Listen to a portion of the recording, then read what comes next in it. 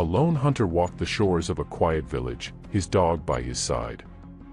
The sea was unusually calm that morning, its waves gently lapping at the sand. But when the dog suddenly stopped and growled, the hunter followed its gaze, and found something that shouldn't have been there. Half drowned and barely breathing, a mermaid lay among the rocks, her tail shimmering like silver in the early light. What happened next would unravel a web of ancient curses, expose dangerous secrets hidden beneath the waves, and turn the hunter's quiet life upside down. They thought they had found an injured creature from the sea, but instead, they had stumbled upon a force capable of destroying empires. What they didn't know was that the mermaid's past was far darker than they could ever imagine, and saving her might just cost them everything. This is the story of how a simple man and his dog became tangled in a curse older than the ocean itself, and how one woman's sacrifice would change their fate forever. Before we dive deeper into this epic tale, we'd love to know where you are watching from. Tell us in the comments. And if you love high-stakes fantasy filled with mermaids, magic, love, and sacrifice, don't just watch, be part of our adventure. Like this video, share it with someone who loves powerful stories, and hit that subscribe button, because tomorrow, we've got an extra special story lined up for you, and trust me, you won't want to miss it. The sun had just begun to set over the quiet village of Ajoro, casting golden light over the tall palm trees. The warm wind carried the scent of roasted plantains and fresh fish from the river. In a small hut at the edge of the village, a hunter named Tund was preparing his bow and arrows. He was a strong man with dark skin, sharp eyes, and the steady hands of a warrior. Beside him sat his loyal dog, Baba, a black-furred hound with sharp ears and a nose that could sniff out anything. "Come, Baba," Tund said, slinging his bow over his shoulder. "Tonight, we will find something good to eat." The hunter and his dog walked deep into the forest, where the trees stood tall like ancient warriors. Birds called from the treetops, and insects hummed in the air. Baba sniffed the ground, leading Tund along the narrow path. But before they could go far, Baba stopped. His ears perked up. He let out a low growl, his tail stiff. "What is it, boy?" Tund whispered. Then, he heard it, a faint cry, like the sound of a woman weeping. It came from the shore, where the waves kissed the sand. Tund followed the sound, pushing past the thick bushes. Baba ran ahead, barking loudly. And then, they saw her. Lying on the sand was a young woman, her long black hair spread like seaweed. Her skin glowed in the moonlight, as smooth as polished stone. But it was her tail that made Tund's breath catch in his throat. From her waist down, she had the shimmering scales of a fish, deep blue like the ocean at night. Her tail was wounded, torn as if she had escaped from something terrible. She was a mermaid.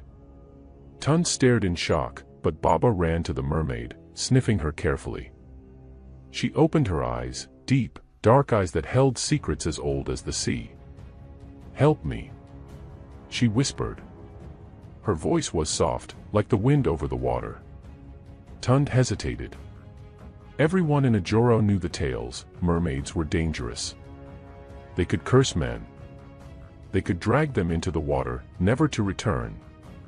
But this one looked so weak, so lost. Without another word, he bent down and carefully lifted her into his arms. Her skin was cold, her body light as a feather. "You are a fool, Tund," he muttered to himself. He carried her back to his hut, away from the curious eyes of the village. Once inside, he laid her on a mat near the fire. Baba circled her, sniffing again before lying down with a sigh. The mermaid looked up at Tund. "Thank you." He frowned. "Who are you?" She hesitated, then whispered, "My name is Sua. I have escaped the Sea Queen." Tund's heart pounded. The Sea Queen was a name spoken only in hushed voices. She was the ruler of the ocean, feared by all. If this mermaid had escaped her, then trouble was coming. But before he could ask more, Sua's eyes fluttered shut. She had fallen asleep. And outside, far in the distance, the waves whispered secrets only the sea could hear. Tund sat beside the fire, watching the mermaid sleep. Baba lay curled up at his feet, ears twitching, as if sensing something unseen. Outside, the night was quiet, but not peaceful. The wind had changed. It carried a strange chill, whispering through the cracks in the hut. The scent of the ocean was stronger than before, though the shore was far away. Tund felt uneasy. He had spent many nights alone in the forest, listening to the growls of leopards and the howls of distant hyenas, yet he had never felt fear like this. It was as if something was watching. He turned his eyes back to Sua. Her breathing was soft, steady, but her fingers twitched in her sleep. Was she dreaming? Was she remembering whatever horror had driven her from the sea? He sighed, rubbing his forehead. "What have I done?" he muttered under his breath. Then, Sua's eyes snapped open. "Tund," she gasped, sitting up so suddenly that Baba jumped to his feet, growling. Tund reached out to calm her. "Shoo, you're safe." "No." She clutched his arm with surprising strength. "You don't understand. She is coming." Tund frowned. "Who?" Sua's dark eyes filled with terror. "The Sea Queen." At that moment, a loud crack of thunder split the sky, though there had been no storm before. The ground trembled, and the wind howled through the hut's wooden walls. Baba barked, running to the door, his fur standing on end. Tund grabbed his spear, heart pounding. "Tell me everything, Sua. Right now." She swallowed hard. I disobeyed her. I tried to escape. And for that, she will send her hunters." Tund narrowed his eyes. "Hunters?" Before she could answer, a distant, eerie wail rose from the wind. It was not the sound of any animal. It was something from the ocean. Something that did not belong on land. Tund gripped his spear tightly, his knuckles white. Baba stood by the door, his body stiff, growling low and deep. Outside, the wind had grown stronger, whispering strange words through the trees. Sua sat up, her breathing uneven. Her long, dark hair clung to her damp skin, and her deep eyes darted around the hut, as if she expected something to burst through the walls at any moment. Tund stepped closer. "Sua, tell me the truth. Who is coming?" She swallowed hard. "The Sea Queen does not let her prisoners escape." She glanced at the hut's door, as if she could see beyond it. "She will send her hunters, creatures born from the deepest parts of the ocean." Tund's chest tightened. "Creatures?" Sua nodded. "They do not walk like men, but they hunt like them. They do not sleep. They do not feel pain. And once they find me," she looked down, her hands gripping the cloth of the mat, "they will drag me back to the sea." Tund looked at her carefully. "Why did you run from her?" Sua's lips parted, but before she could answer, Baba let out a sharp bark. A second later, something scratched against the walls of the hut. Tund spun around, his heart hammering. Something was outside. It was not the wind. It was not the rain. The sound was slow and deliberate. A long, sharp claw scraping against the wood. Baba barked again, louder this time, his teeth bared. The hut's door rattled slightly, as if something had brushed against it. Tund's grip on his spear tightened. He turned back to Sua, his voice low and firm. "Stay here." He took slow steps toward the door. The scratching sound stopped. For a moment, there was silence. Only the crackling of the fire and the sound of Sua's uneven breathing filled the air. Then, boom. Something slammed against the hut with incredible force, shaking the walls. Sua let out a small cry, backing away. Baba lunged at the door, barking wildly. Tund stood his ground. "Who's there?" he shouted. No answer. Only the sound of deep, slow breathing on the other side of the door. Something was waiting. Something not human. The hut fell into eerie silence. Tund could hear only the sound of his own heartbeat, pounding like a drum in his ears. He tightened his grip on the spear, inching closer to the door. Baba snarled, his ears flat against his head. Then, a voice came. Low. Deep. Not human. Give her back. Tund stiffened. His mouth felt dry. He had fought wild animals before, hyenas, leopards, even a crocodile once. But this was something different. Sua shuddered. It's them, she whispered. The Sea Queen's hunters. Tund raised his spear. I don't care who they are. They're not taking you. A low, rumbling laugh came from behind the door. Then, the door cracked. Long, webbed fingers with black claws curled through the broken wood, pushing it apart. The firelight flickered against slimy, greenish skin. Tund took a step back. The thing was coming in. Baba lunged, snapping at the creature's fingers. The thing hissed, yanking its hand away. But before Tund could move, another thump hit the wall, then another.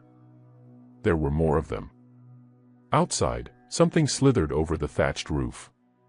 Sua clutched her arms. Tund, they're everywhere. Tund knew they couldn't stay here. The hut was small, weak. It wouldn't protect them for long. He turned to Sua. Can you run? She hesitated. Her tail was still wounded, but she gritted her teeth and nodded. I can try. Tund grabbed his bow, slinging it over his shoulder. He turned to Baba. Go. With a sharp kick, he knocked the back wall open, the dried wood snapping apart. Cool night air rushed in. Sua gasped but wasted no time. She pulled herself up, her body trembling with effort, and crawled through the opening.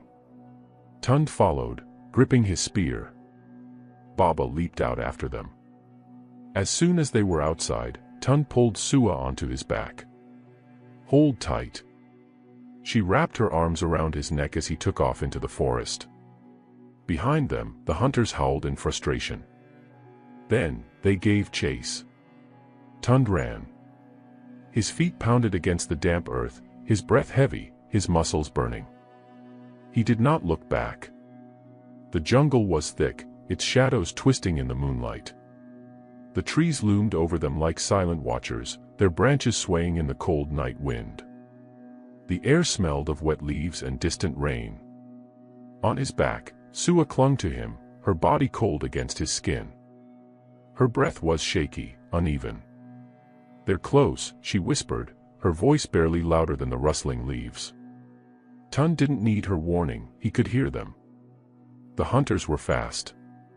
They did not move like men. Their limbs were too long, their movements too smooth. They slithered and leaped through the jungle, their webbed hands gripping tree trunks with unnatural ease. And their voices, low, whispering echoes of the sea, filled the night. She belongs to the ocean. Give her back. She cannot escape. Tund gritted his teeth. He had faced many things in his life, wild beasts, dangerous men, but never had he been hunted like this. Baba ran beside him, his ears flat, his breath fast. He did not bark now. Even he knew this was not the time for noise. Then, a sharp rustling. To the right, something moved too fast between the trees. Tund's instincts kicked in. He swung left, dodging just as a clawed hand shot out from the darkness, missing him by inches. He did not stop. Ahead, the jungle began to thin. A hill sloped downward. At the bottom, the river glowed under the moonlight, its waters rushing fast and strong. Tund's heart pounded harder. If they could cross the river, they might lose the hunters. But the creatures were getting closer. He could feel them now. The air around them felt heavier, wetter. It was as if the very presence of the sea had followed them into the land. Then, a hiss. One of the hunters lunged. Tund turned just in time to see a monstrous shape bursting from the trees, Its skin was slick and wet, like that of a deep-sea fish. Its eyes, bulging, soulless orbs, reflected the moonlight. Its mouth was wide, too wide, filled with sharp, uneven teeth. And in its webbed hands, it carried a coral-tipped spear, dripping with something dark. It swung at him. Tund ducked, narrowly avoiding the blow. With one swift movement, he lashed out with his own spear, striking the creature's arm. The thing screeched, reeling backward. But another shadow moved to his left. There were more. Too many. Sua gasped. Tund, the river. Tund didn't hesitate. He bolted down the hill, the ground shifting beneath his feet. The hunters followed, their movements strange and jerky, as if their bodies were not meant for land. Baba reached the river first. Without stopping, the dog leaped into the water, paddling with strong strokes. Tund followed. He didn't stop to test the depth. He simply jumped. The cold water swallowed him whole. Sua clung to his back as they plunged deep. The world became silent, except for the rush of water and the distant, echoing wails of the hunters. They had escaped, for now. Tund kicked hard, pulling himself and Sua to the surface. His lungs burned as he gasped for air. The river was deep, the current strong, but he fought against it. Baba was ahead, swimming toward the far bank. Tund followed, his arms aching. Sua was silent behind him, her arms still locked around his neck. But then, something brushed against his leg. Tund froze.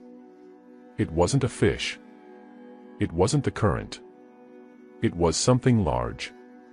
The water around them shifted, as if something ancient had just awoken beneath the surface. Sua tensed. No, no, no, no. Tund's chest tightened. What is it? She didn't answer. Then, the river spoke. Or at least, it sounded like it did. A deep, guttural voice rose from the depths. It was neither male nor female, but something in between. Something, not human. You bring her here, to my waters. Tund's breath caught. The voice was everywhere, surrounding them. Sua gripped his shoulder. Swim, Tund. Swim now. Tund obeyed. He kicked harder, pushing toward the shore. Baba was already there, shaking his fur. But the water shifted again. A shape rose from the depths. A figure. Half hidden by the waves, its glowing eyes locked onto Sua. It was not one of the hunters. It was something else. She does not belong on land, or in my river, the voice rumbled. The water surged, pushing Tund forward. It did not drag him under, it did not try to drown him. It simply forced him and Sua toward the shore. Tund struggled, coughing as he reached shallow water. He stumbled onto the wet sand, pulling Sua with him. Baba barked wildly. Tund turned back, but the figure was gone. Only the river remained, its surface calm once more. Sua sat up, shivering. Her dark eyes met Tund's, filled with fear. They are all watching, she whispered. Tund clenched his fists. Who? She swallowed. The sea. The river. The spirits. They all know I am here. Tund exhaled. He had saved her from the hunters. But at what cost? The ocean was coming for her. And now, so was everything else. The night was quiet again, but not peaceful. Tund sat on the damp riverbank, catching his breath. His muscles ached, his body heavy with exhaustion, but his mind refused to rest. Something had spoken to him in the river. Not the hunters. Not a beast. Something older. Something watching. Baba stood nearby, his wet fur bristling as he let out low, warning growls at the water. Even he could sense it. Sua sat beside Tund, hugging her arms, shivering, not from the cold, but from something deeper. Tund finally broke the silence. Who was that? Sua didn't answer at first. Her fingers dug into the sand. The River King, she whispered. One of the old ones. He rules these waters. She glanced at the river, her voice barely above a breath. And he knows I don't belong here. Tund's jaw tightened. So now the sea wants you, the river wants you, what else? Sua flinched, as if the question itself pained her. Before she could answer, a rustling came from the trees behind them. Baba turned, his growl deepening. Tund jumped to his feet, his spear raised. A shadow moved between the trees, slow and deliberate. The air suddenly felt colder, pressing down on them like unseen hands. Then, they heard it. A whisper. It did not come from the river. It did not come from the trees. It came from everywhere. He took from the sea, now he will suffer. Tund's heart pounded. He turned, scanning the dark forest. His grip on his spear tightened. Who's there? The trees swayed, but there was no wind. The fireflies that had once danced in the night were gone. Then, he saw them. Figures. Pale, shifting forms standing among the trees. Not solid, not quite real, but unmistakable. Ghosts. Sua gasped. The drowned. Tund's stomach turned. He had heard the stories before, stories told by the elders, whispered by fishermen at night. The spirits of those taken by the sea never truly left. One of the ghosts stepped forward. His face was gaunt, his eyes empty. Water dripped from his torn clothes, though there was no rain. He raised a thin, trembling hand. The ocean must be repaid. The whisper came not from his lips, but from the air itself. Tund took a step back. I don't owe the ocean anything. The spirits shifted, moving closer without walking. Their forms wavered like mist, yet they carried the weight of something ancient, something heavy. Sua's voice trembled. They don't want you. They want me. Tund turned to her. Then why are they speaking to me? Sua's face paled. Because, she realized, he had chosen to help her. And now, he was part of the curse. Tund stood frozen, watching the spirits gather. They did not blink. They did not breathe. They simply existed, waiting, watching. One ghost, a woman with empty eyes and hair tangled with seaweed, stepped forward. Return her, and you will be spared. Tund clenched his jaw. No. Sua gasped, gripping his arm. Tund, you don't understand. The ghosts hissed, their forms flickering. The air grew heavier, pressing against his chest like unseen hands. Then you will drown, like us. Tund's fingers tightened around his spear.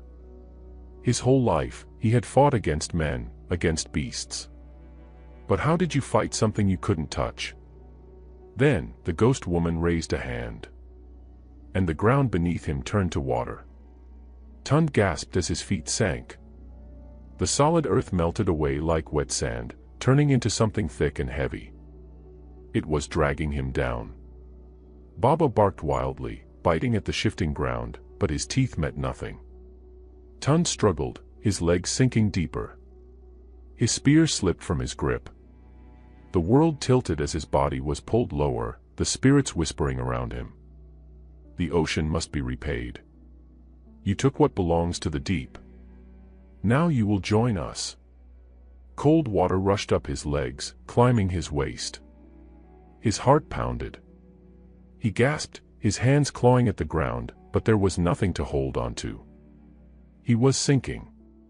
Drowning, on land. Sua's voice cut through the whispers. Stop. She lunged forward, grabbing Tund's hand. The moment she touched him, the spirits froze. For a second, everything went silent. Then, the ground hardened beneath him. The water vanished. Tund gasped, rolling onto his back, his body soaked but whole. The spirits had stopped moving. Sua stood between them and him, her chest rising and falling. Her skin was glowing faintly. Tun sat up, coughing. "What did you do?" Sua's voice was quiet. "I made them remember." Tun frowned. "Remember what?" She turned, and in her dark eyes, Tun saw something he had not seen before. Guilt. She swallowed hard.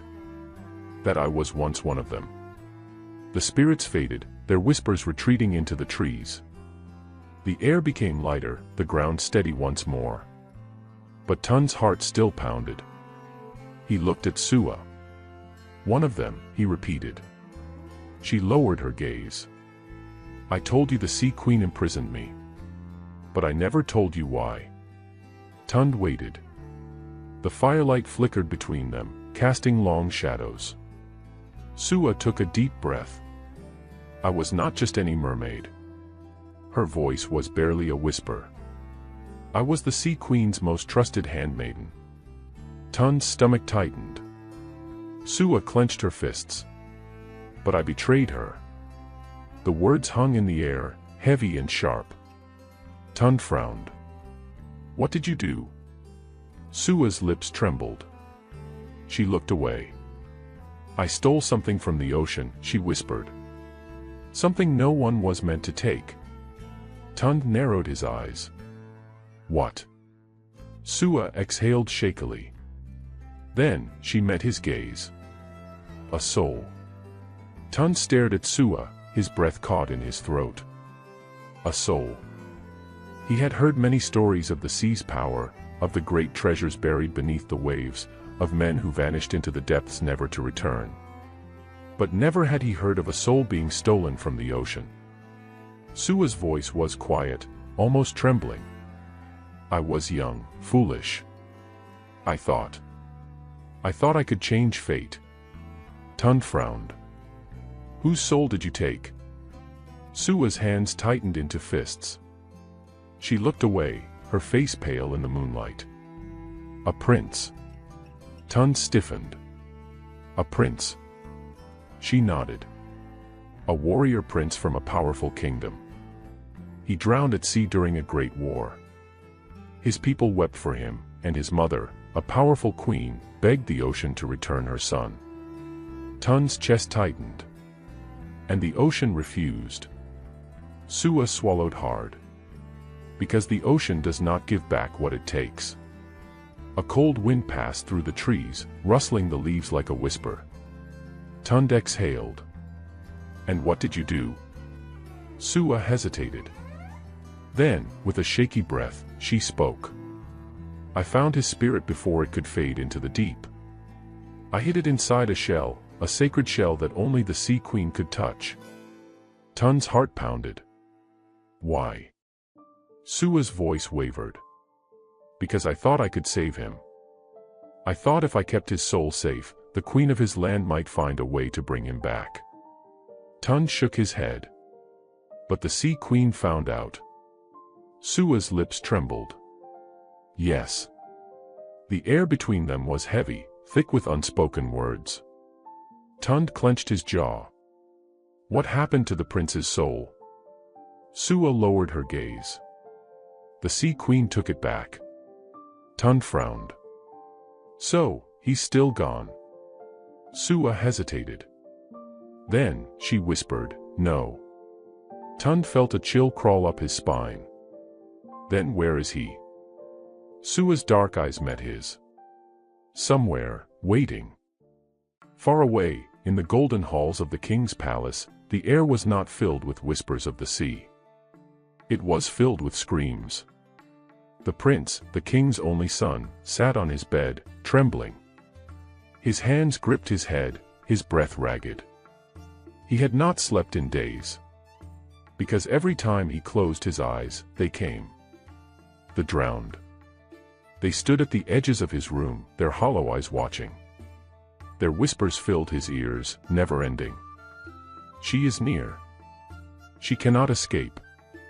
She carries the curse." The prince squeezed his eyes shut. "Make it stop. Make it stop."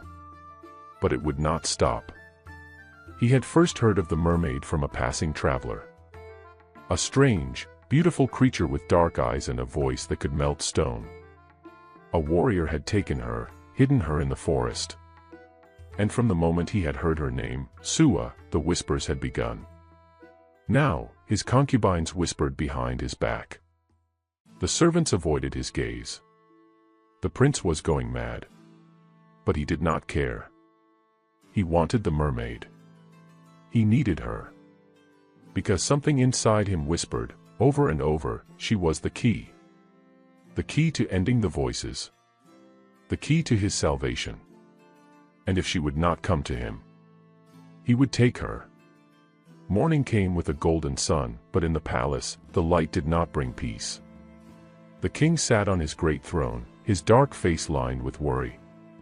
His son, his only heir, was losing himself.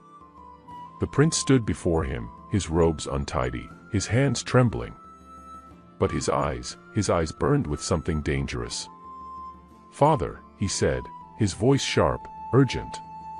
"Send the warriors. Find the mermaid." The king sighed, rubbing his temple. "Son, we do not chase myths. She is not a myth." The prince snapped. His breathing was heavy, his fingers twitching. "She is real, and she is mine." The king frowned. "And why do you think that?" The prince's mouth opened, then closed. He could not tell his father about the voices, about the shadows. But he could feel them now. Even in the grand hall, with the sun shining through the windows, they were watching. Whispering. Waiting. He gritted his teeth. "Because the ocean has told me." The king's frown deepened. The prince took a step closer, his voice growing desperate. "She carries something I need. She is tied to me, I feel it." The king studied his son, and for the first time, he was afraid. There was something in his boy's eyes, something not his own. The prince's breath hitched. "Send the warriors. Bring her to me." The king hesitated. Then, with a slow sigh, he raised his hand. "Go," he commanded his guards. "Find the mermaid." The prince smiled. And somewhere in the shadows, the spirit smiled too. Back in the forest, Tun sat in silence, staring at the fire. Sua's words echoed in his mind. Somewhere, waiting. The soul of a prince. The sea queen's betrayal. And now, the whispers of the drowned chasing them both. Tund exhaled sharply. "If the sea queen still wants you, and the spirits want you, and now a cursed prince wants you," he turned to her, his jaw tight. "What do you want, Sua?" Sua looked at him, startled. "I." Tun's voice was firm. "Do you want to run forever? To hide in the shadows, waiting for them to find you?" Sua's lips trembled. "I never wanted this." Tun stood, staring at the sky. "Then maybe it's time we stop running." Sua frowned. "What do you mean?" Tun turned to her, his dark eyes blazing. "I mean, maybe it's time to fight." Sua's breath caught. And far away, beneath the waves, the sea queen smiled. Because she knew, the war had begun. The following morning, the jungle was still as the dawn broke over the treetops, the sunlight filtering through the dense canopy. Tund moved swiftly through the underbrush, his feet silent on the soft earth. His mind raced with thoughts of what had happened the night before, the drowned spirits, Sua's confession, and the ominous warning from the River King. Baba, ever alert, moved quietly beside him. The dog's fur was matted with dried mud, but his eyes were sharp, his instincts honed to the dangers of the wild. Tund could feel the change in the air. The whispers had grown louder, and now it was not just the drowned spirits that haunted him. It was the prince's voice. The prince who sought Sua. The prince who was bound to her curse. The time to flee was over. Sua had been right, the ocean was not just after her. It was after them both. The prince's obsession, the spirit's wrath, and the Sea Queen's curse would follow them forever if they didn't face it head-on. Suddenly, Baba stopped, his nose twitching as he sniffed the air. Tund froze, his heart racing. He knelt beside his loyal dog, eyes narrowing. Something was coming.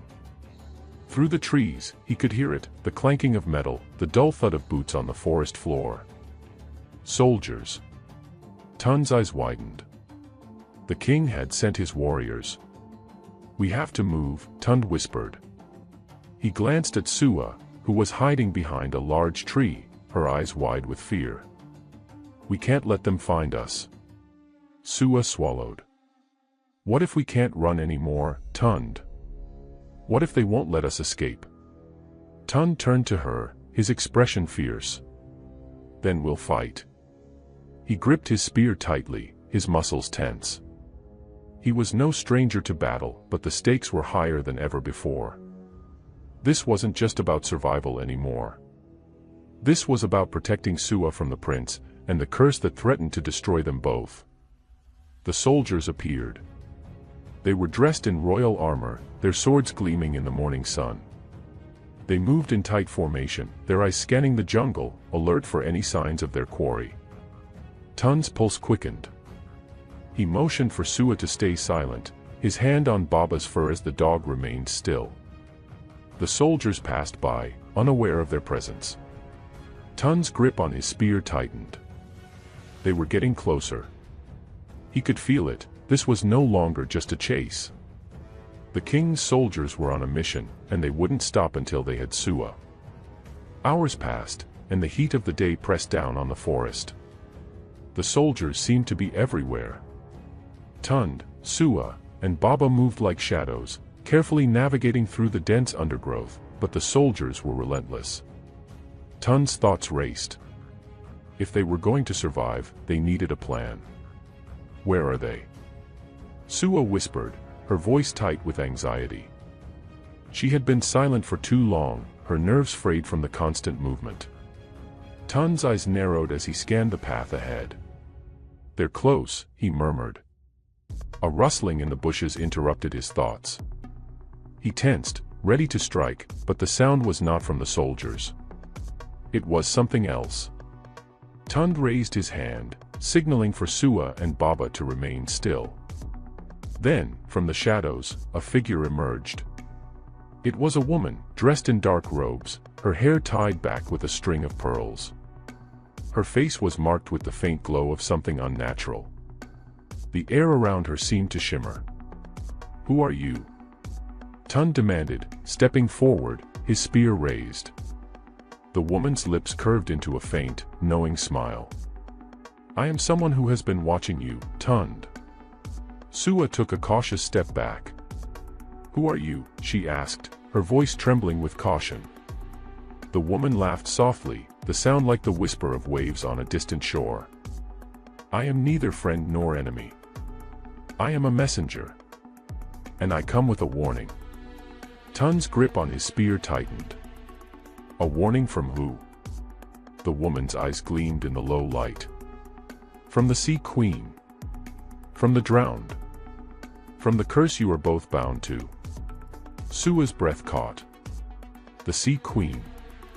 The woman nodded. "She knows of your actions, Sua. She knows of your betrayal. And she has sent me to make sure you pay the price." Tund's heart sank. "What price?" The woman's eyes narrowed. "The prince. He has called upon the power of the Sea Queen to find you. And he will stop at nothing to claim you." Sua looked at Tund, fear in her eyes. "What will we do?" The woman's smile faded. "You will fight. Or you will die." Back in the palace, the prince was no better. His days were spent in a haze of exhaustion and madness, the whispers growing louder in his mind. The drowned spirits followed him wherever he went, their hollow eyes never leaving his side. "They are coming for you," the voices whispered. "The mermaid is near. She will be yours." The prince clenched his fists, his eyes bloodshot from lack of sleep. He had stopped eating, stopped drinking. The visions had consumed him. And the only way to end it was to find her. The palace servants avoided him, speaking in hushed tones when they thought he wasn't listening. His concubines had long since given up on him, and the king had become distant, speaking only in cold, formal terms. The prince's obsession with the mermaid had turned him into a shadow of himself. His once proud face now held only desperation. He had heard of her beauty, of her voice that could melt the hearts of men. And in his madness, he believed that only she could cure him of the haunting visions that plagued him. But the more he searched for her, the deeper the madness grew. "The mermaid is near," the voices whispered again, louder this time. "And so is the curse." The prince staggered to his feet, gripping the edges of his bed. "I will find her," he whispered through gritted teeth. "And she will be mine." Tund and Sua were cornered. The king's soldiers had finally found them, their spears raised, their faces hard with determination. They had been hunted for too long. There was no escape now. Baba growled at the soldiers, his fur bristling with warning, but Tund held his ground. He could feel the weight of the situation bearing down on him. The Sea Queen's curse, the prince's madness, and the soldiers' pursuit all came together in this moment. Sua stepped forward, her voice calm despite the terror she felt. "There's no time to run. We'll have to fight." Tund looked at her, his heart heavy. "Are you sure?" Sua nodded, her eyes filled with resolve. "It's the only way. If we don't fight, we'll never be free." Tund took a deep breath, his grip on his spear steady. "Then we fight together." With a sudden, sharp cry, the soldiers charged. But Tund and Sua were ready. The battle was fierce, the air thick with tension as the jungle seemed to close in around them. And in the distance, the prince watched from the shadows, his eyes burning with obsession. The battle between Tund, Sua, and the king's soldiers erupted with a deafening roar. Steel clashed against steel, and the air was thick with the acrid smell of sweat, blood, and the earth's raw scent. Tund's heart thundered in his chest as he fought, his every move precise, every strike intentional. His spear danced through the air, its sharp edge slicing into the soldiers' armor, forcing them to retreat step by step. But the soldiers were relentless. There were too many of them, and they had no intention of letting the fugitive mermaid escape. Sua, though frightened, was no passive onlooker. She moved with an uncanny grace, her slender form fluid and agile, dodging and darting between the soldiers. Her eyes burned with determination, and Tund could feel her strength growing with every passing second. She was no longer just a helpless mermaid hiding from the world. She was a warrior. The clash continued, but the weight of the situation was beginning to take its toll. Tund's arms ached from the continuous battle, sweat pouring down his face, blurring his vision. "Stay close to me," he shouted to Sua, his voice hoarse. But as he turned, a soldier lunged forward, his spear aimed directly at Tund's heart. Time seemed to slow as Tund watched the sharp point approach. In that instant, he realized there was no way to avoid it. He was going to die. But then, with a sudden burst of strength, Sua shot forward like a shadow.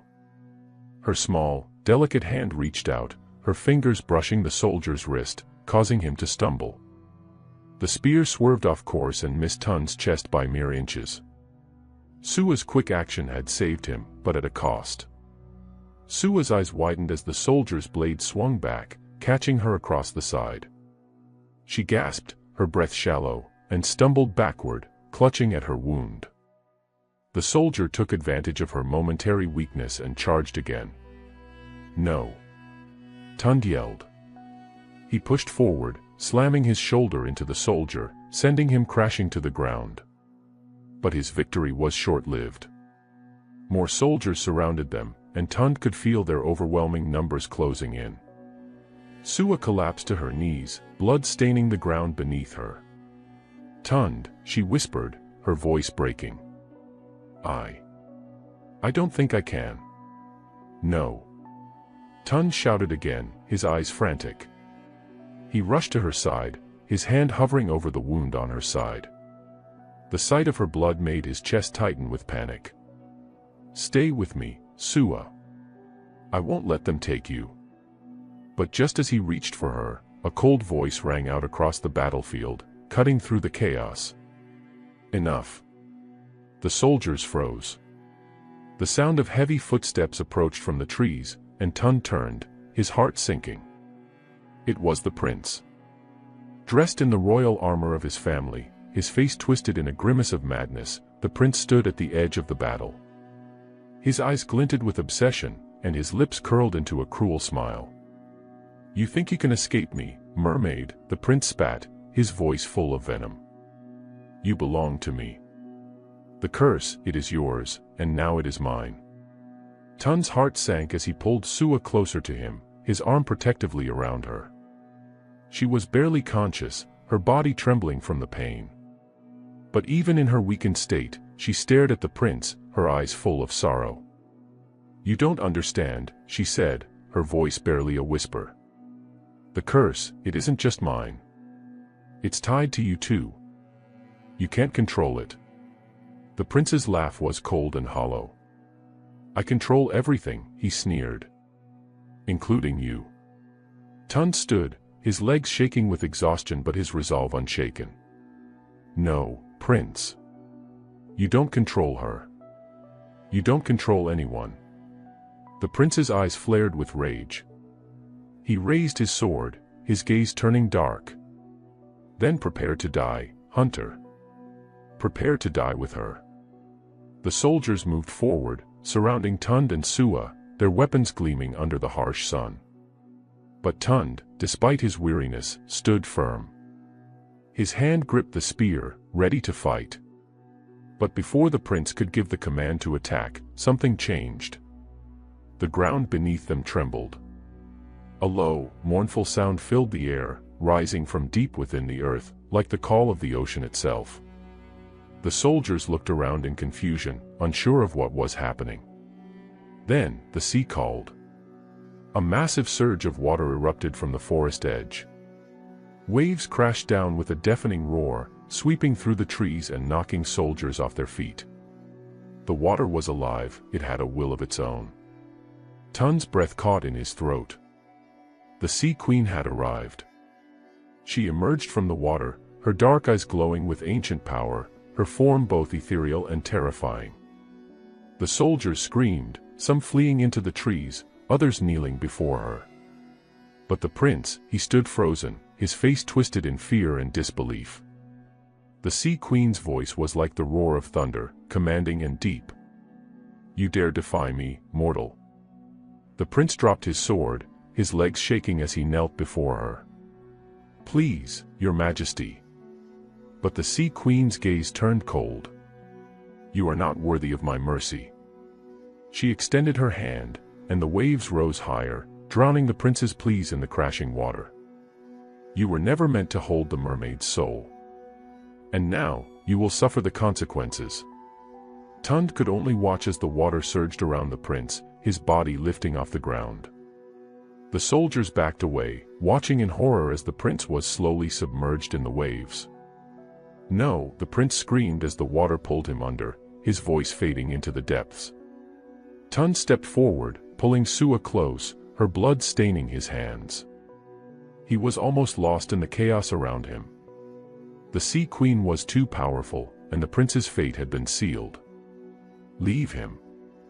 The Sea Queen's voice rang in the air. "He is nothing now." The water receded, leaving only the echoes of the prince's screams in the distance. The Sea Queen turned her gaze to Tund and Sua. "You are free," she said, her voice low and cold. "But not without a price." Tund could barely speak, his heart racing. "What do you want from us?" The Sea Queen's eyes softened for a moment, but her voice remained firm.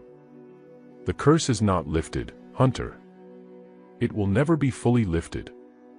But for now, you are safe." She turned to leave, her form fading into the mist. "Remember this, Tund, the ocean is never far. And neither is the curse." And with that, she was gone. The battle was over, but the war was far from won. The soldiers who had remained fled, unsure of what they had witnessed. The jungle returned to its peaceful silence, the sounds of birds and insects filling the air once more. But the tension still lingered. Tund knelt beside Sua, wiping the blood from her face, his heart aching for her. Her wound was severe, but with time, she would heal. She had to. "Are you okay?" he whispered, his voice full of concern. Sua opened her eyes, meeting his gaze. She smiled weakly. "I will be, Tund. But we are not safe yet." Tund nodded, his expression grim. "I know. The prince is gone, but the Sea Queen's curse still lingers." Sua looked at the horizon, where the first light of dawn was breaking. "The ocean will always be with me, Tund. But now I am free to choose. I want to fight for a future, for us." Tund held her hand tightly. "Then we will fight together. Until the end." As the sun rose higher, they knew that the true journey was just beginning. But no matter what came next, they would face it side by side. The ocean, the spirits, and the curse, none of it could stop them now. The jungle had gone silent again, the heavy breath of the battle replaced by the soft rustle of leaves in the wind. Tund and Sua stood together, their faces painted with the exhaustion of the fight, but also with a new sense of purpose. The Sea Queen's words still echoed in Tund's mind, dark and ominous, like the call of a distant storm. The curse would never be fully lifted. But for now, they had time. Sua's wound was still bleeding, but Tund had managed to bandage it as best as he could. The weight of the moment felt heavy, too heavy. Yet, in Sua's eyes, there was something stronger than fear. There was hope. "Will we ever be free from the curse?" Sua asked quietly, her voice barely above a whisper. Tund stood beside her, watching the horizon where the sun was just beginning to rise. The shadows of night were being pushed back by the light of day, but that didn't mean all was calm. The curse still loomed. "I don't know, Sua," he said softly. "But we have to try." She nodded, her hand finding his. The moment was brief, but it spoke volumes. They had made it this far, and though the road ahead was uncertain, they had each other. But as they stood there, a strange sound broke the silence. A deep rumble, like the growl of something large, came from the ocean. "Did you hear that?" Sua asked, her voice rising with concern. Tund's eyes narrowed as he looked out toward the water, where the tide was beginning to rise once more, faster than usual. The water surged, a warning in its movement. He felt a strange shift in the air, a sense of foreboding creeping up his spine. "Sua," he said quietly, "something's coming." Baba growled at the water, his body tense, every muscle ready for whatever threat was looming. "I don't like this," Sua said, clutching Tund's arm tighter. Before Tund could respond, a figure appeared on the horizon, slowly at first, then faster as the water surged around it. It was large, towering over the waves, moving toward them with power and purpose. The figure was unmistakable. The Sea Queen herself had returned. But this time, there was something different about her. Her dark eyes glowed with an otherworldly light, and her presence seemed to draw the very ocean into a swirling frenzy. The waves around her rose higher, crashing with thunderous noise against the shore. Her long, flowing hair swirled in the wind, like the tentacles of a giant sea creature. She looked down at them with an expression that was both sorrowful and angry. Tund instinctively stepped forward, trying to shield Sua from the Queen's overwhelming gaze. "Why are you back?" he called out, his voice steady but filled with uncertainty. The Sea Queen's voice came like a crash of waves against the shore, low and commanding. "You may have survived my prince's wrath, Hunter, but you cannot escape your destiny." Sua looked up, her expression filled with equal parts fear and defiance. "We already know what you want. You want me. But I've already told you, I won't be your prisoner. I won't go back to the depths." The Sea Queen's eyes flickered with anger. "You think you can defy me? I am the sea itself. You are mine, and my curse will never leave you. Not until it claims all of you. Tund stepped forward, placing himself between Sua and the Sea Queen. You said we were free. You gave us a chance to live, to choose. I gave you a moment, the Sea Queen hissed. But the curse is eternal. There is no escape from it. Not for you, and not for the one who defies me. Sua clenched her fists. I've already defied you once. And I'll do it again. The Sea Queen's eyes widened, a dark smile playing on her lips. You believe you can fight me? Your blood is the key to unlocking my wrath. You will see soon enough that you cannot outrun what I have set in motion. The ground trembled beneath them, and the water swirled violently around their feet. The sea itself seemed to be alive with rage. Waves rose higher, crashing against the trees, uprooting them as if they were nothing but twigs.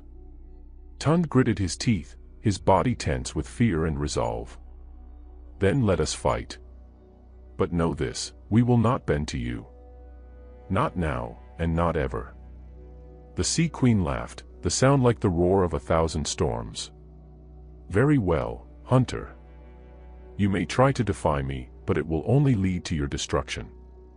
Suddenly, with a flick of her hand, the Sea Queen summoned the tides. The ocean seemed to shift, and from the waters, creatures, huge, monstrous sea beasts, rose, their eyes glowing with the same eerie light as the Sea Queen's. They towered over the jungle, their massive bodies casting shadows that darkened the sky itself. Baba barked in warning, but Tund could barely focus on the dog's warning. His eyes were fixed on the creatures rising from the depths. The ocean had come to take everything back. We need to move, Tund shouted, pulling Sua's arm. We can't fight this alone. Sua nodded, and they began to retreat, Baba running ahead of them, barking furiously at the creatures. The jungle itself seemed to be alive with the chaos, the wind howling, the trees shaking as if in terror.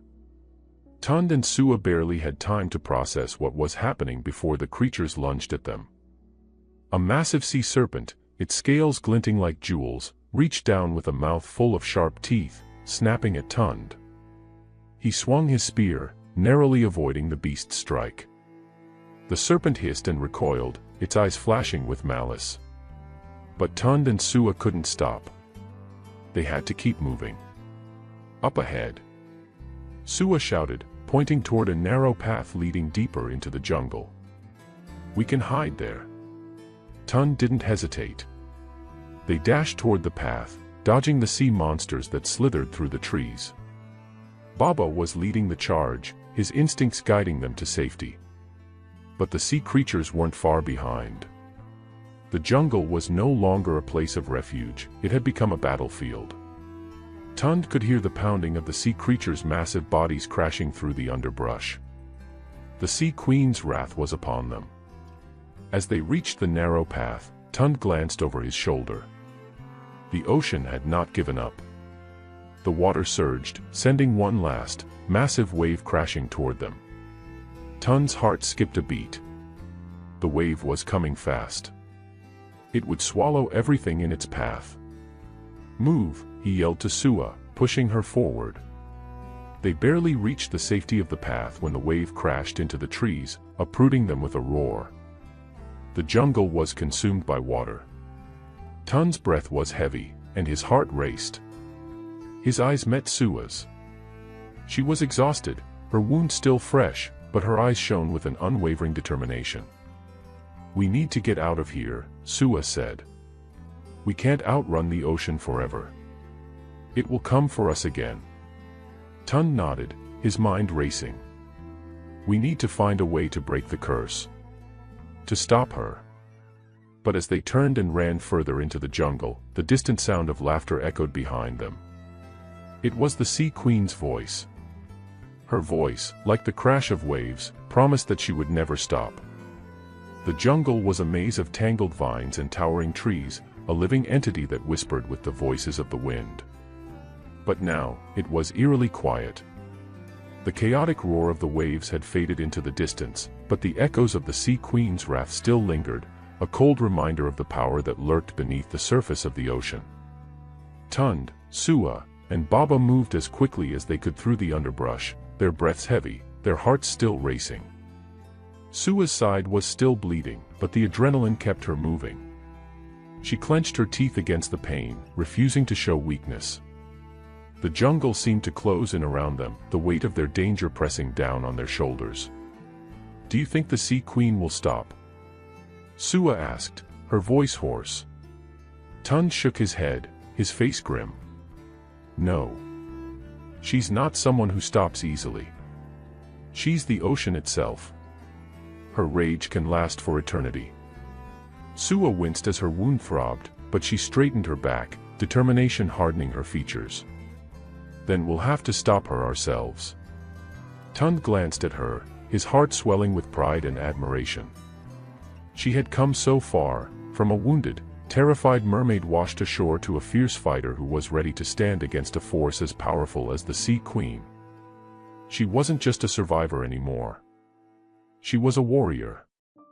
But even warriors have limits. Tund knew they couldn't outrun the Sea Queen's wrath forever. They needed a plan, a way to break the curse and stop the ocean from consuming them all. "Where are we going?" Sua asked, her voice breaking Tund's thoughts. Tund looked ahead. They had been running for what felt like hours, but there was still no sign of safety.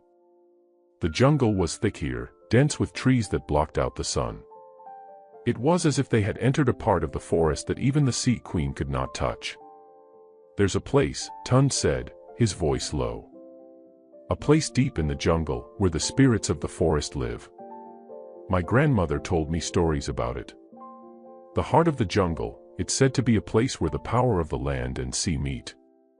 If we can find it, maybe we can find a way to break the curse." Sua nodded, her eyes filled with a mix of hope and fear. "But how do we find it? The jungle is too big." Tund smiled wryly.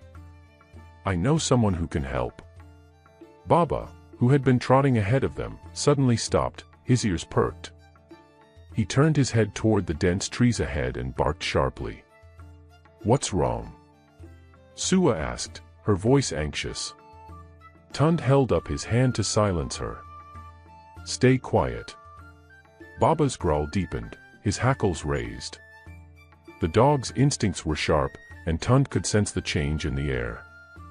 There was something, someone, nearby. And then, out of the shadows of the trees, a figure emerged. It was tall and slender, its body draped in a cloak of vines and leaves, blending seamlessly with the jungle around it. It was a woman, but not like any woman Tund had ever seen. Her skin shimmered with the light of the jungle, and her eyes glowed faintly green, as though they were made of the very essence of the forest. She moved with an otherworldly grace, her steps silent as she approached. "Who are you?" Tund asked, instinctively stepping in front of Sua. The woman smiled, her lips curling in a way that was both welcoming and mysterious. "I am Iphioma, the spirit of the jungle," she said, her voice like the rustle of leaves in a gentle breeze. "I have been waiting for you, hunter." Sua's brow furrowed in confusion. "Waiting for us? Why?" Iphioma's eyes glinted with understanding. "Because you are the one who carries the curse of the Sea Queen. And the curse can only be broken in one place, the heart of the jungle. But you cannot go there alone. The jungle has its own guardians, and they will not let you pass without a price." Tund's heart raced. He had heard stories of the jungle's guardians, beasts and spirits that protected the sacred places of the land. But he hadn't expected them to be so close. "What price?" he asked, his voice tight. Iphioma's gaze turned serious, her smile fading. "A price must be paid for everything, hunter. And for you, the price is your sacrifice." Tund's breath caught in his throat. "My sacrifice? What do you mean?" Iphioma's eyes never left his, her gaze as ancient as the jungle itself. "The curse of the Sea Queen binds you to her. To break it, you must give up something you hold dear, your life, your heart, or your soul." Sua gasped, her hand reaching out to Tund. No. He can't. We need him.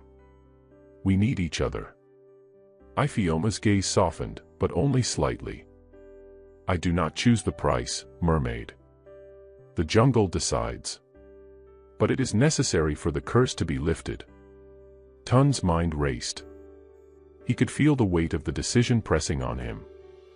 He had always known there would be a price for his involvement with Sua, but he hadn't imagined it would come so soon. I can't lose you, Sua whispered, her voice trembling. You're all I have left. Tun turned to her, his hand gently brushing her cheek. And you're all I have left too. But sometimes we have to do what's hard, to make things right. Iphioma stepped forward, her hand raised in a calming gesture. Do not be afraid, Sua. The jungle will protect you, but the hunter must make his choice. If he chooses to save you, he will lose himself. If he chooses to save himself, the curse will remain. Tun's heart felt as though it would shatter. The decision was too great, too painful. He couldn't bear the thought of leaving Sua alone to face the Sea Queen in her wrath. But neither could he abandon his own life for nothing. I don't know what to do, Tun murmured, his voice broken. Sua grabbed his arm, her touch warm and steady despite her own fear. We'll figure it out together. We always do. I believe in you. Tun closed his eyes, fighting back the tears that threatened to spill. He wanted to believe in himself, wanted to believe that there was a way to save both of them. But deep down, he knew the truth, the jungle would not give them a way out without sacrifice. You don't have to decide now, Iphioma said gently. But remember, the jungle's heart is a place of truth. It will show you what you need to see. And once you've seen it, you will know your path. Sua nodded, her face resolute. Then let's go to the heart. Together. Tund looked at her, his chest tight. The path ahead was uncertain, and the curse still loomed. But in this moment, he realized something he hadn't fully understood before: love. It wasn't about escaping the curse. It wasn't about running from what was coming. It was about standing together, no matter the cost. I'll choose when the time comes, Tun said softly, his voice steady. But for now, let's get to the heart. Iphioma nodded, and with a flick of her wrist, she began to move through the jungle, her footsteps blending into the shadows. Follow me, she called over her shoulder. Tund and Sua exchanged one last glance before following Iphioma. Baba trotted ahead, his keen senses guiding them through the dense jungle. As they moved deeper into the heart of the jungle, Tund couldn't help but wonder, what would they find at the heart? The air grew thick with the scent of earth and wet leaves as they followed Iphioma deeper into the jungle. Tund felt the heavy weight of the decision pressing on him. The path ahead was uncertain, and every step seemed to echo in the quiet jungle like the beat of a drum in his chest. Sua walked beside him, her hand gripping his, and even though she was clearly in pain from her wound, she never slowed her pace. Baba, ever vigilant, trotted ahead, his ears alert for any sound that might betray danger. Tund glanced at her, his heart aching.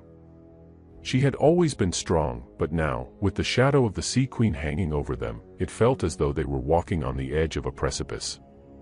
One misstep, and they would both fall into darkness. I can't lose you, Sua whispered again, her voice soft but laced with fear. Tund squeezed her hand.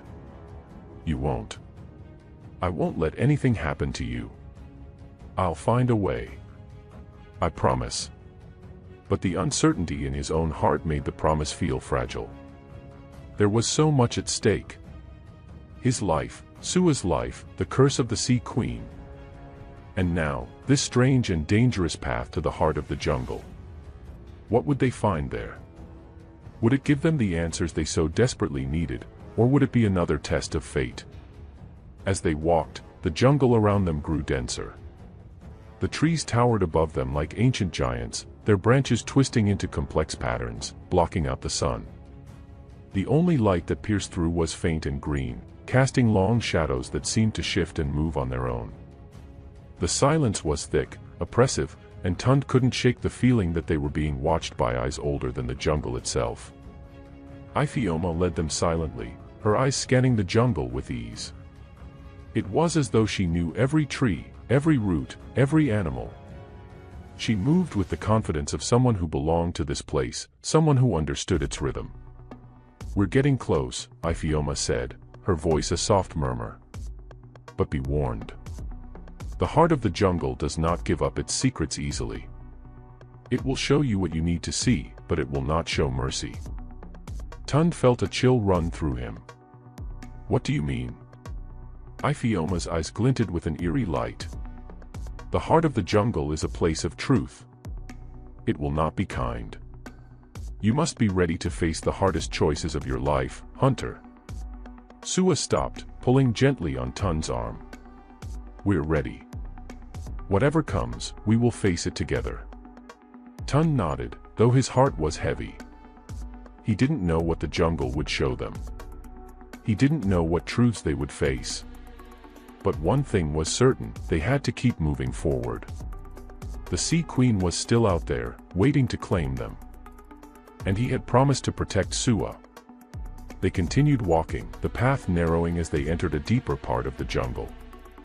The air grew cooler, and the trees seemed to crowd in around them, their branches twisting together like ancient hands reaching for the sky. The ground beneath them became soft, like walking on a bed of moss, and the sounds of the jungle began to shift. The chirping of birds faded, replaced by a low, humming sound that seemed to vibrate in the very air around them.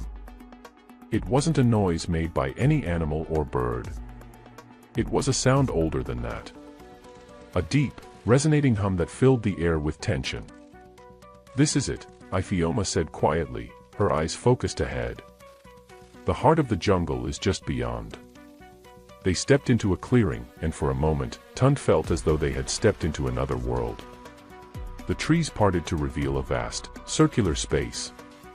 In the center stood a massive tree, unlike any tree Tund had ever seen. Its trunk was wide and gnarled, covered in glowing vines that pulsed with a soft, ethereal light. Its roots twisted and curled like serpents, disappearing into the earth. At the base of the tree was a pool of water, dark and still, its surface reflecting the glowing vines. The air around the tree felt heavy, almost sacred. It was as though the tree had existed for centuries, its roots entwined with the very heart of the land and the ocean. "This is it," Ifeoma said, her voice reverent. "The heart of the jungle. The place where land and sea meet. It is here that your journey will be decided." Tund's pulse quickened. The jungle felt alive with power, the air thick with a strange energy. It was both beautiful and terrifying, like standing at the edge of something vast and unknown. "What do we do?" Sua asked, her voice barely a whisper. Ifeoma nodded toward the pool of water. "You must go to the water. The heart will show you the path forward. But be warned, what you see may not be what you want to see." Tund felt a surge of dread. He didn't know what the heart would show them, but he feared it would be a truth they weren't ready to face. "I will go first," he said, his voice firm. "I need to understand what is at stake." Sua looked at him, her eyes full of concern, but she nodded. "I'll be right behind you." With one last look at Sua, Tund stepped toward the pool. The water was still, like a mirror, reflecting the glowing vines of the tree above. He knelt by the edge and reached out, his fingers brushing the surface of the water. At first, nothing happened. The water rippled slightly under his touch, but then, something shifted. The ripples in the water deepened, and Tund felt a sudden pull, like an invisible force dragging him closer to the pool. His heart raced as the water began to glow brighter, its surface churning with energy. And then, the images began. The water swirled and shifted, forming shapes and patterns. At first, they were nothing more than flashes, a glimpse of the Sea Queen, her dark eyes glowing with power. Then, the image shifted, and Tund saw something else. He saw himself, standing on the shore, a figure before him. It was Sua, but she was different. Her eyes were dark, almost hollow, and her face was twisted in sorrow. She reached out to him, but as he stepped forward to take her hand, the figure vanished. The water shifted again, and Tund saw another vision. This time, he saw the Sea Queen, towering above them, her fury filling the air. But this time, there was a twist. He saw the Sea Queen standing beside him, not as an enemy, but as an ally, her voice pleading for him to listen. She whispered, "You cannot escape your fate. The curse will claim you all." The images swirled faster, and Tund felt his heart thundering in his chest. Was this a warning? Was this the truth? The curse had always felt like something they couldn't outrun, but now it seemed inevitable. Sua appeared in the water again, her face blurred by tears. "You must choose," she whispered, her voice full of pain. "Save yourself, or save me." Tund's chest tightened. The choice was before him, the most difficult choice of his life. But was it even a choice at all? Could he really save both of them? Tund's fingers hovered above the water's surface as the vision in the pool deepened, the images swirling faster and more violently, leaving his heart racing. He could feel the weight of the jungle pressing against him, the air charged with the ancient power of the heart. The vision of Sua, so close yet unreachable, lingered in his mind, pulling at his heart. Her face, filled with sorrow and fear, was seared into his memory. The words she had spoken echoed in his mind, "Save yourself, or save me." Tund's chest constricted. The truth seemed to blur with every passing second, and a part of him began to wonder if he was truly making the right decisions.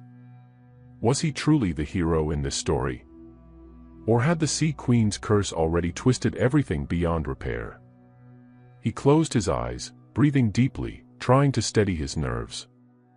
"I'm not going to fail you," Tund muttered under his breath, speaking to Sua, though she couldn't hear him. "I'll find a way." The water before him rippled again, this time more violently, as though reacting to his thoughts. The once still pool transformed into a swirling vortex, pulling him in with an unrelenting force. Tund gasped and stumbled forward, his hands gripping the edge of the water for support. The images in the water became clearer now. He was no longer just a spectator in the vision. He was part of it. A wave of cold hit him, and he felt as though he was sinking into the pool itself. The jungle around him seemed to blur, as if the world was dissolving into the water. And then, he was no longer standing by the pool. Tund found himself standing on a desolate shore, the sky above dark and swirling with ominous clouds. The waves crashed violently against jagged rocks, sending spray into the air like 1,000 sharp daggers. The wind howled, and the air was thick with salt and fear. The sea stretched endlessly before him, its surface churning with something malevolent. And there, standing on the edge of the shore, was the Sea Queen. She was taller than he had imagined, her form radiant and terrifying, her hair flowing like dark seaweed in a storm. Her eyes were pools of darkness, her expression cold and unforgiving. But there was something different this time. She was not angry. She was pleading. Tund's breath caught in his throat. "Why are you showing me this?" The Sea Queen's voice boomed like a deep, thunderous wave, her tone filled with both sorrow and rage. "You cannot escape what you are. You cannot escape the curse." Tund shook his head. "I don't understand. What is the curse? What do you want from me?" The Sea Queen's gaze darkened. "I want you to choose. You will either become the instrument of my revenge, or you will become a sacrifice for the love of this mermaid. Either way, your fate is bound to mine. The oceans are calling you." Tund felt his heart race. He could see the sea behind her, the water swirling with power. The waves rose higher and higher, the sky darkening even more as though the world itself was about to collapse. It felt like the Sea Queen was the embodiment of the ocean itself, and she had control of everything. "But what do you mean by sacrifice?" Tund asked, his voice trembling. The Sea Queen took a step closer, and the ground beneath Tund's feet cracked and splintered as the waves crashed even harder. "You know what I mean. The curse will consume you, hunter. The moment you take the mermaid into your heart, you will become mine. And when the ocean calls, you will answer. Or you will die, torn apart by the waves. Tun's knees buckled, and he fell to the ground. His heart hammered against his chest. The Sea Queen's words were like chains around his throat, tightening with every breath. He glanced down at his hands, remembering the way Sua's touch had felt, the warmth of her skin, the fire in her eyes when they fought together. He couldn't lose her. But he didn't want to lose himself either. He couldn't bear the thought of becoming an instrument of the Sea Queen's wrath, forever bound to her power.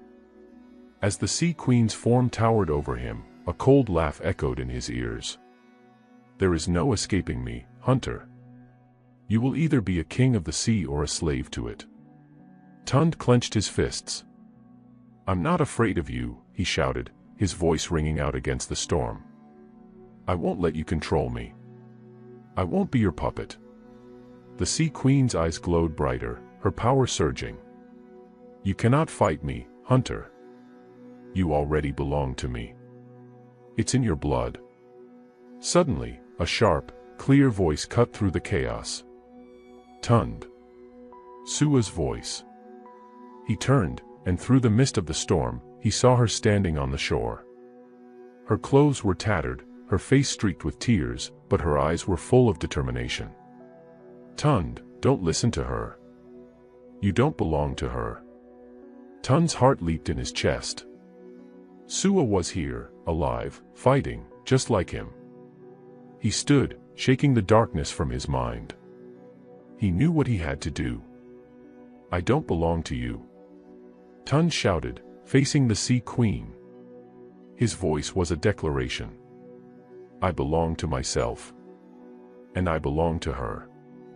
He pointed toward Sua, whose figure was still standing firm, her eyes filled with strength. I will not let you control my fate. I will choose my own path. The Sea Queen's laughter faltered for the first time. Foolish human. You cannot fight destiny.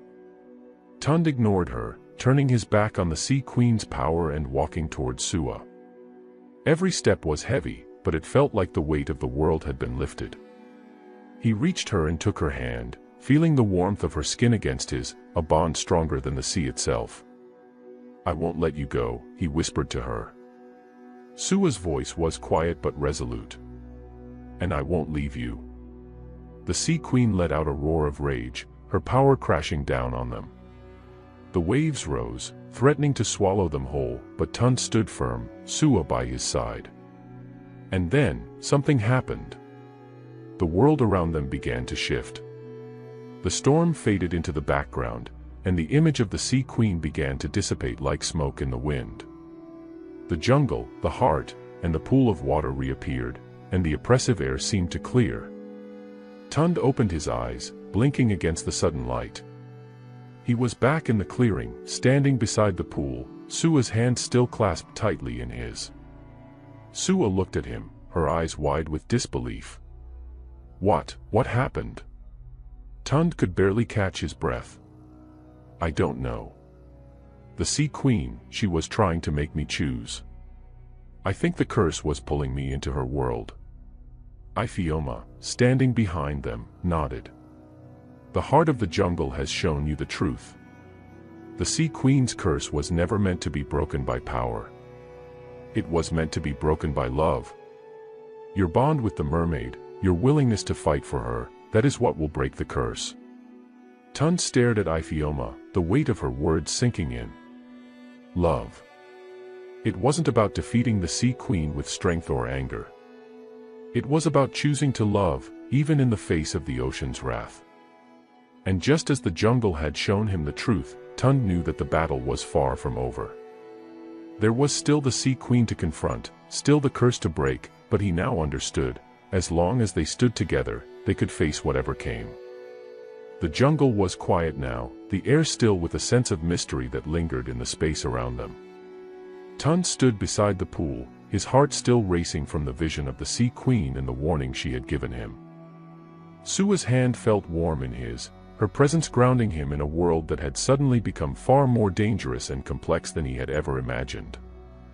Iphioma, who had been observing silently, stepped forward, her expression unreadable. Her voice was soft, but there was an unmistakable urgency in her words. The heart of the jungle has shown you the truth, but there is more to your journey than you realize. You must confront the Sea Queen if you hope to break the curse. Tund looked at Iphioma, the weight of her words pressing down on him. He had always known that the Sea Queen was a force to be reckoned with, but now, the stakes were higher than ever. This was no longer about simply protecting Sua or finding a way to escape. This was about breaking the curse, destroying the very source of their suffering. He turned to Sua, his heart full of determination. We have to face her, don't we? His voice was steady, though there was a quiet tremor in it. The Sea Queen will never stop. She'll keep coming after us until we break this curse. But how? How do we defeat something so powerful, something that controls the sea itself? Sua squeezed his hand tighter. I don't know, she said, her voice low but filled with resolve. But we have each other. And we have the truth now. The heart showed us that love is the key. It's not about power, or force, or fighting her with anger. It's about breaking the curse with love. Tun's eyes widened as Sua's words echoed in his mind. Love. It had been so clear in the vision, yet he had been too blinded by fear and uncertainty to fully understand. The Sea Queen's power over them came from the curse, but the curse itself was rooted in a deep and twisted betrayal, a betrayal of love, of trust, of the heart. He closed his eyes, taking a deep breath. We have to find the Sea Queen, but this time, we won't be fighting her with our fists. We'll be fighting her with our hearts. Iphioma nodded, her eyes soft with understanding. Yes. But be warned, the Sea Queen will stop at nothing to break you. The curse is not something that can be simply undone. It will fight back. You will need more than just love, you will need courage, strength, and a willingness to face the truth of your bond. Tun turned back to the pool, his reflection staring back at him from the dark water. The weight of the decision, of the sacrifice, hung heavy in the air. Sua had already told him what she had been hiding. The Sea Queen's curse had claimed many before them, and it was a curse that did not let go easily. The ocean's power was vast, and its wrath unforgiving. But the journey had already begun. And now, they had no choice but to see it through to the end. I can't let her do this to us, Tun said, his voice filled with conviction. We've come too far. Whatever comes next, we face it together. Sua's eyes sparkled, her fear tempered by a quiet courage. I'm with you, Tund.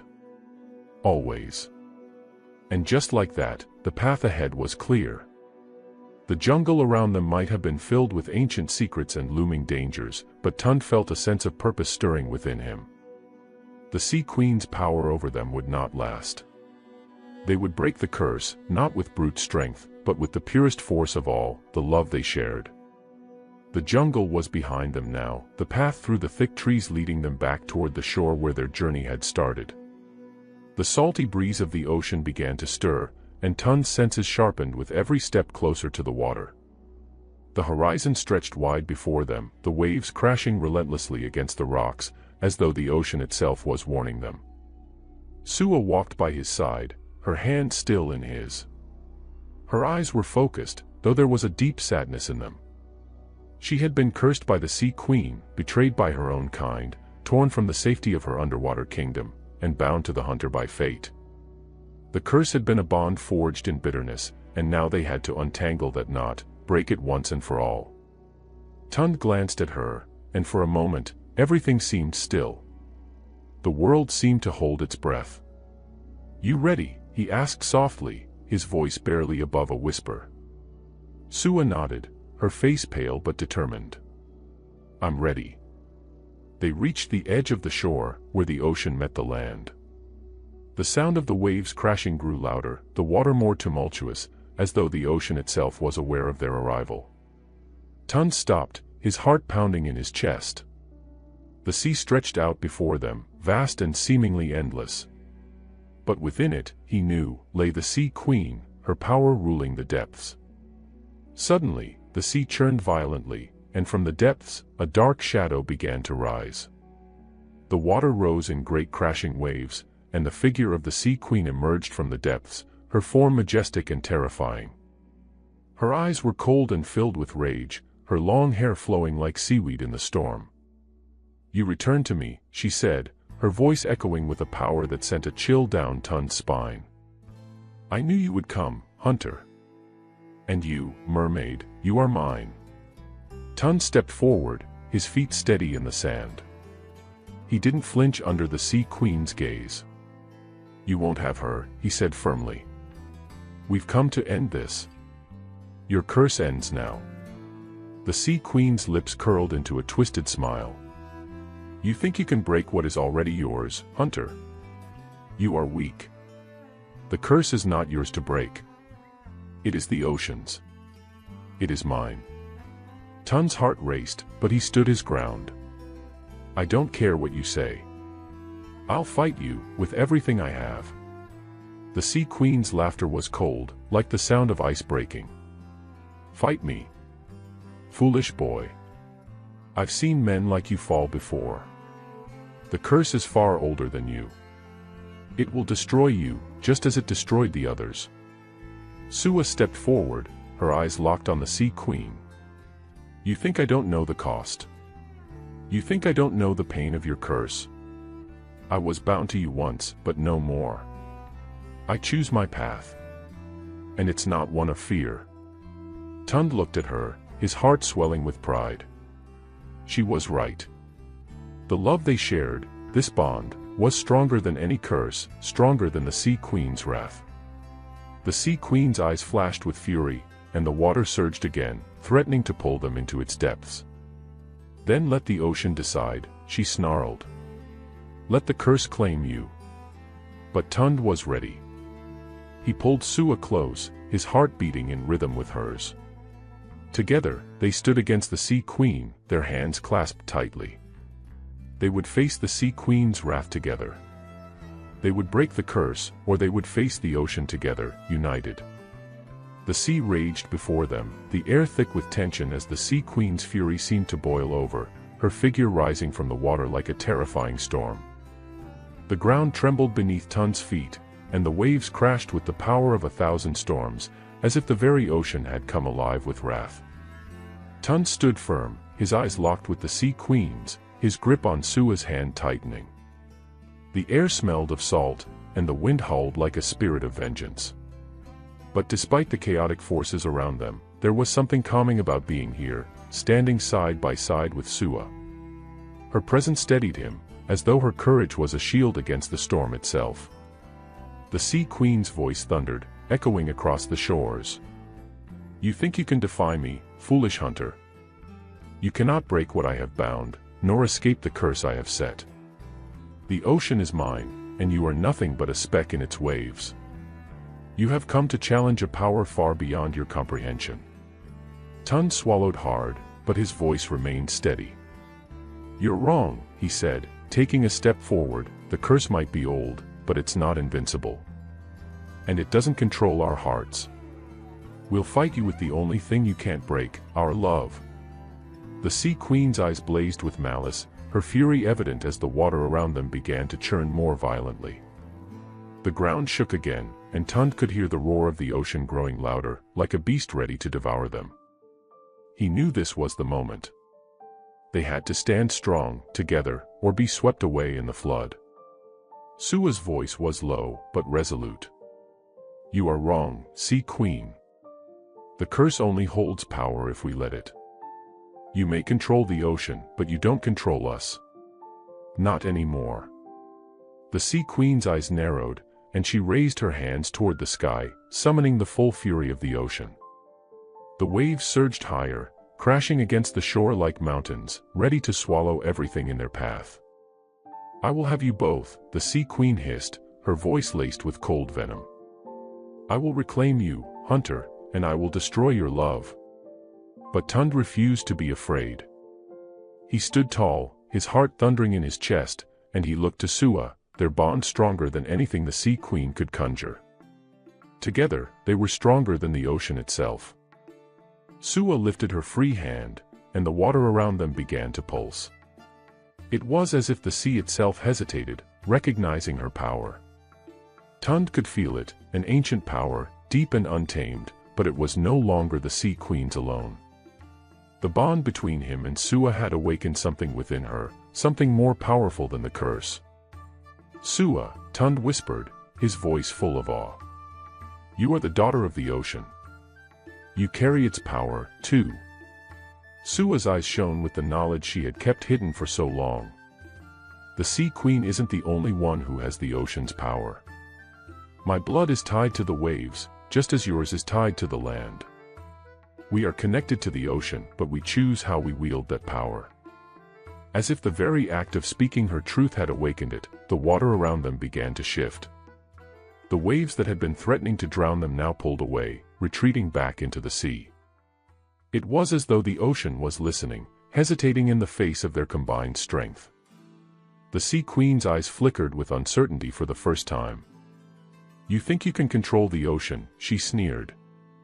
"The ocean is mine. You are nothing but children trying to tame a force beyond you." Tund stepped forward, holding Sua's hand tightly. "We are not children. We are not weak.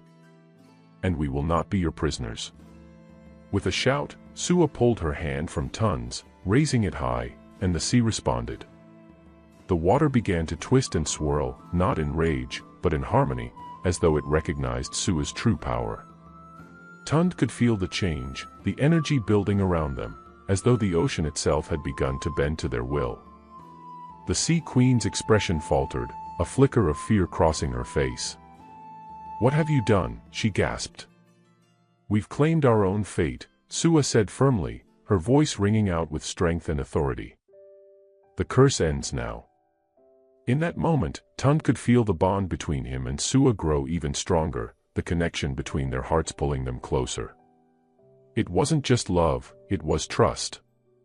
Trust that no force, not even the Sea Queen, could break. The Sea Queen screamed in rage, her form beginning to shimmer and distort as if the very essence of her power was being undone. Her control over the ocean was faltering, and Tund could see the power of her curse weakening. The ocean was no longer just hers. It was theirs, too. The waves that had once been a force of destruction were now calm, their tumultuous roars silenced. The sky overhead, which had been dark and stormy, began to clear, revealing a soft, golden light filtering through the clouds. The Sea Queen, now diminished and powerless, sank slowly back into the sea, her form dissolving into the water like a shadow fading in the light. Tund and Sua stood there, hand in hand, their chests heaving with exhaustion and relief.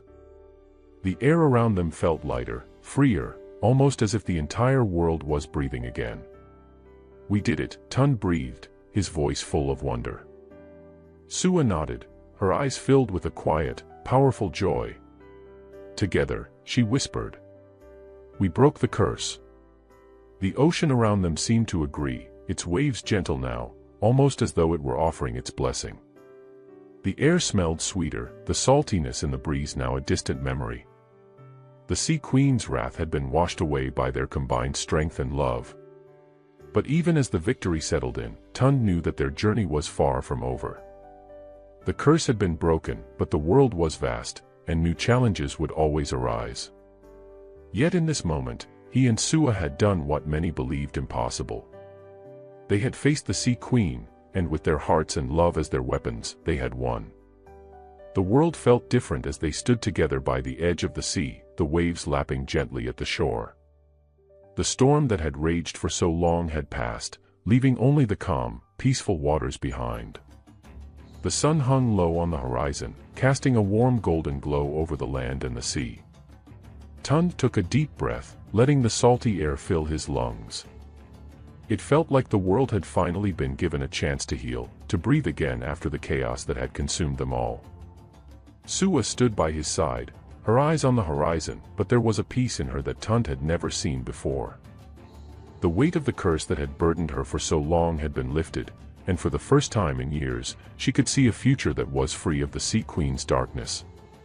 "We did it," Sua whispered again, as though the words still didn't feel real. Tund smiled, his heart full. Yes, we did. But this is only the beginning, Sua. We've broken one curse, but there are other mysteries in this world, other dangers we may face. But whatever comes next, we'll face it together. Sua turned to him, her face soft with affection and gratitude. Together, she agreed, her voice steady and full of conviction.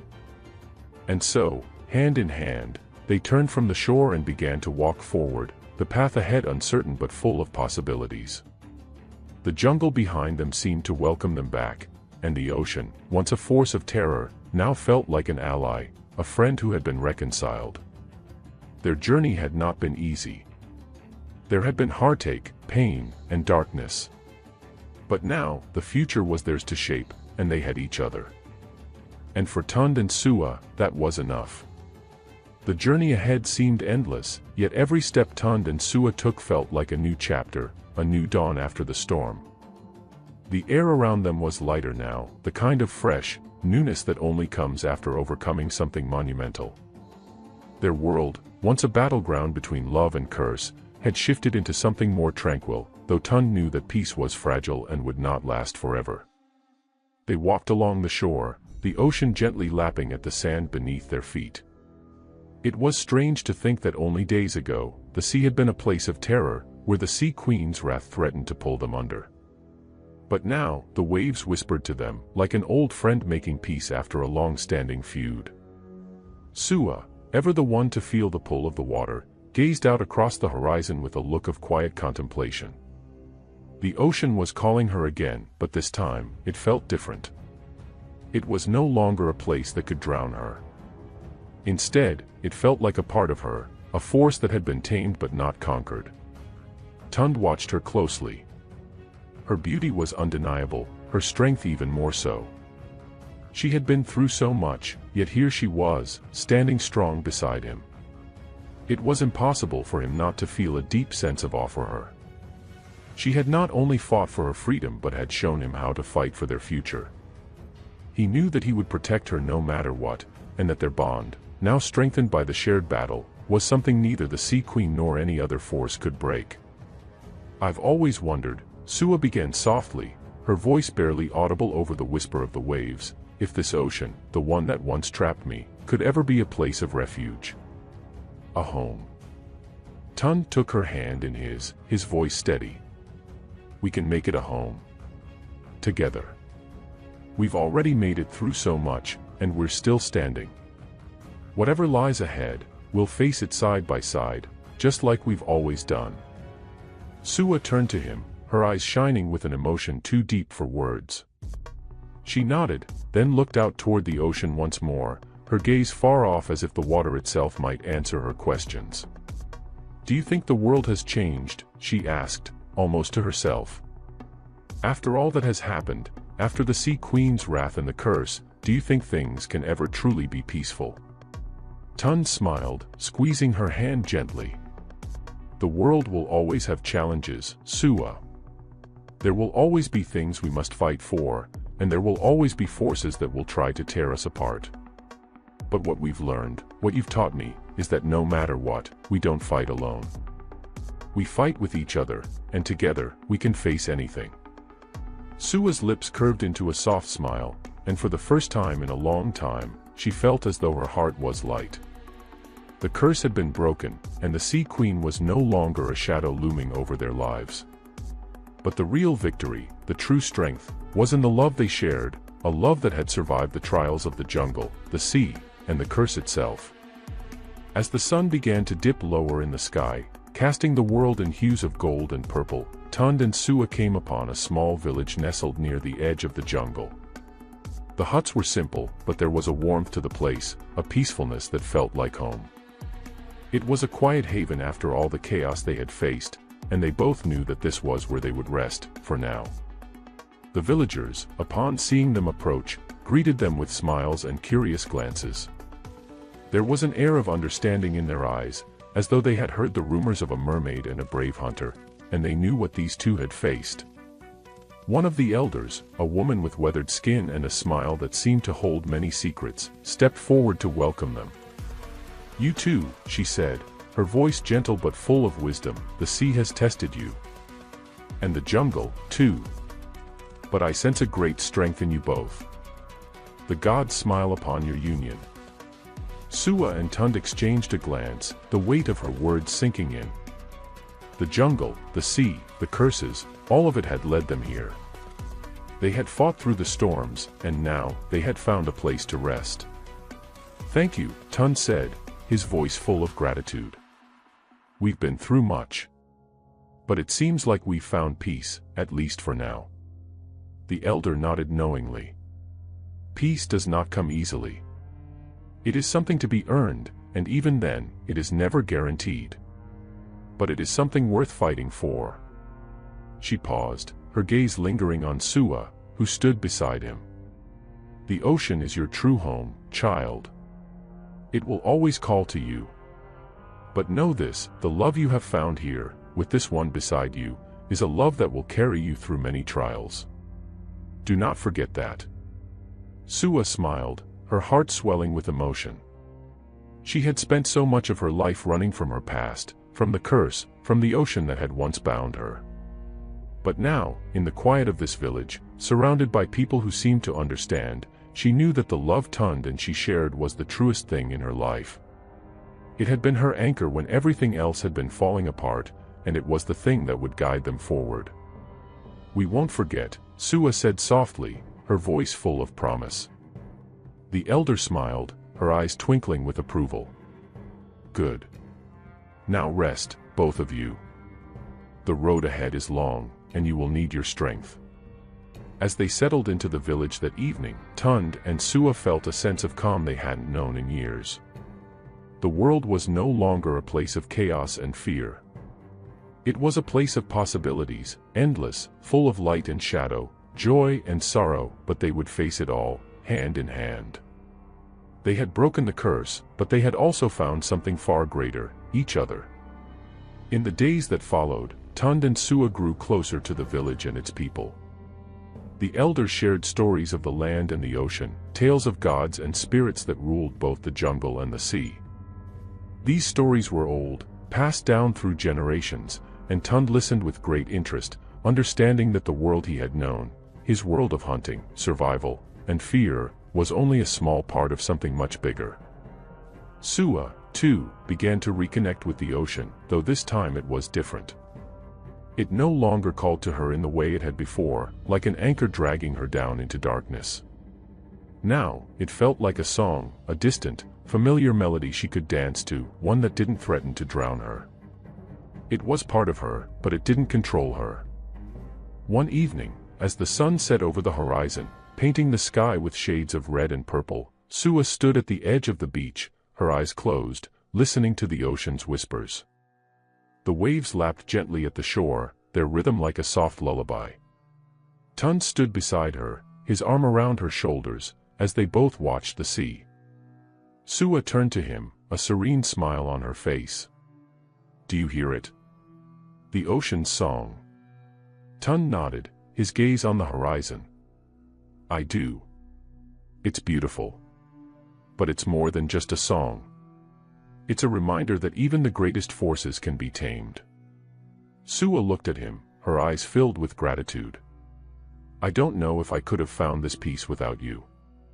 Tund cupped her face gently, his thumb brushing over her cheek. "And I couldn't have found it without you." They stood together, listening to the ocean song as the stars began to twinkle overhead, knowing that no matter what came next, they would always have each other. The village had become home to Tund and Sua. The air was no longer filled with the heavy burden of fear or uncertainty. It was a place of quiet peace, where the sun rose every day to the sound of chirping birds and the waves gently caressing the shore. For the first time in what felt like forever, they could simply live. They could rest. But even in the comfort of peace, Tund knew that the past would always leave its mark. The Sea Queen had been vanquished, but her curse had cast long shadows over Sua's soul. Though she was free, the echo of the ocean's pull was still there, lurking beneath her calm exterior. One evening, as they sat beneath a large baobab tree, watching the sun sink low on the horizon, Tund looked over at Sua. Her expression was distant, lost in thought. He could sense the restlessness in her, the unspoken longing that sometimes took over her heart. "Sua," he said softly, his voice carrying a note of concern. "You've been quiet lately. Is something bothering you?" Sua turned to him, offering a small smile, but her eyes betrayed the weight she carried. "It's nothing. Just, sometimes, I feel the call of the ocean again. Not in the way it once pulled me into the depths, but more like a song I can't escape. It feels peaceful, but I wonder if it's something I'm meant to answer." Tun's heart tightened, the fear of losing her again rising like a tide in his chest. "I thought we'd broken the curse. I thought the ocean's hold on you was gone." "It is gone," she replied, her voice steady, but with a hint of sadness. "The curse is gone. But the ocean, it's still a part of me. It always will be. I just don't know what that means for us. For me." Tund reached for her hand, his thumb gently stroking her palm. "You're not alone in this. You don't have to answer its call if you don't want to. We have a life here, together. A future. And whatever path you choose, I will be by your side." Sua's eyes softened, her gaze meeting his. For a moment, she allowed herself to lean into the comfort of his presence, the warmth of his love. But deep within her, there was a question she could no longer ignore. "I don't know what to do with this part of me, Tund. The ocean's power, the way it speaks to me. I can feel it calling me again. But I don't want to leave you. I don't want to go back to the chaos." Tund gently cupped her face, his fingers tracing the line of her jaw with a tenderness that made her heart flutter. "I know you don't want that, Sua. But you've always been more than just the curse. You've always been more than the ocean's pull. You're Sua. You're the woman I love. And wherever you go, I will follow." Her breath hitched at his words. He was offering her something she hadn't dared to hope for, a life where she was free, truly free, from everything that had held her captive.